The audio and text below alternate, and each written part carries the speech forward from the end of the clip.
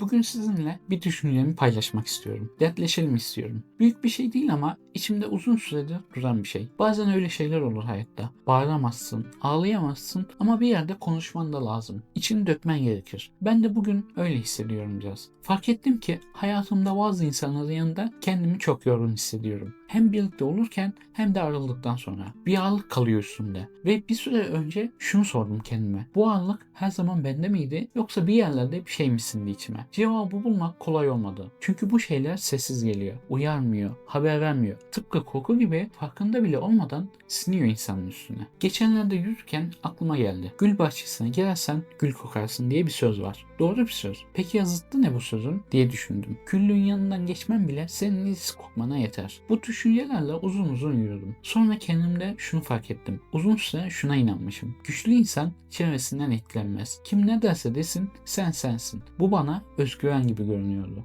Ama değilmiş. Bu bir körlüktü. Çünkü bakın sürekli şikayet eden biriyle çok vakit geçirirseniz bir süre sonra siz de şikayet etmeye başlıyorsunuz. Hep en kötü ihtimali düşünen biriyle sık sık oturursanız hayata o gözle bakmaya başlıyorsunuz. Bunu seçmiyorsunuz. Sadece oluyor. Ve en tuhafı şu. O noktada artık hangisi siz, hangisi dışarıdan gelen bunu bile ayırt edemiyorsunuz. Çünkü o düşünceler artık içeriden geliyor. Seninmiş gibi hissettiriyor. Ben de yaşadım bunu. Yani bunu söylerken yüksekten konuşmuyorum. Bakın ben şunu gördüm. Dikkat edin demiyorum. Ben de o küllüğün yanından geçip is kokusunu fark etmeden eve dönen adamım. Ve bunu kabul etmek kolay değildi. O insanlar kötü değil bu arada. Bunu özellikle söylemek istiyorum. Belki yıllardır tanıdığınız biri, belki sizi gerçekten seven biri. Ama bir türlü büyüyemeyen, bir türlü ilerleyemeyen birileri var hayatımızda. Her sohbet aynı tıkanmışlığa geliyor. Aynı zaten olmaza. Ve o zaten olmazlar zamanla sizin içinize de çınlamaya başlıyor. Bir yere gitmeye çalışırken o ses sizi içeriden tutuyor. Ve bunun ne zaman başladığını hatırlamıyorsunuz. Çünkü o çok yavaş geliyor. Ama öte yandan şunu da yaşadım. Hayatımda bazı insanlar oldu ki onların yanında olmak bende birçok kapıyı açtı. Özellikle kitaplar yaptı bunu bana. Beni okumaya iten yazarlar oldu. Üretmenin ne kadar doyurucu olduğunu hissettiren birileri oldu. Özellikle hayata hala merakla bakılabileceğini gösteren birileri oldu hayatımda. Ve bu insanlar bana hiçbir şey söylemediler doğrudan. Oturup şöyle yap, böyle düşün demediler. Sadece kendileri oldular. Sadece yanında oldular. Ve bu yetti.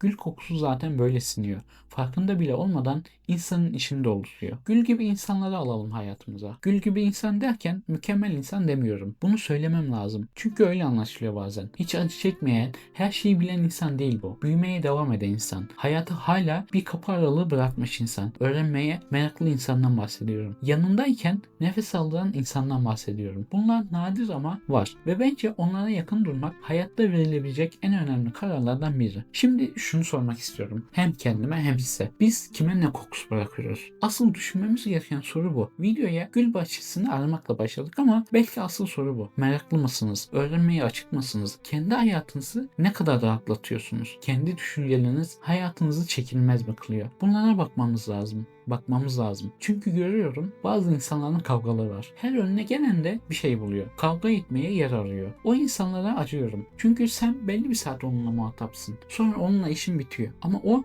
7/24 kendiyle muhatap. Bir düşünün ben de mi böyleyim diye. Yoksa tam tersi insanlara gül kokusunu bırakıyorsunuz. Birinin yanından geçerken onu biraz daha hafif, biraz daha umutlu bırakabiliyorsanız zaten o kokuyu taşıyorsunuz demektir. Belki hiç farkında değilsiniz. Belki tam şu an hayatınızda biri var ki bir sözünüz, varlığınız bile onun için gül bahçesi olmuş. Bu dediklerimin bir benzeri de tasavvufta var. Günahkar insanların kötü kokması meselesi. Yani kalplerindeki günahlar nedeniyle etrafa kötü koku salınır. Bu kokuyu biz alamayız.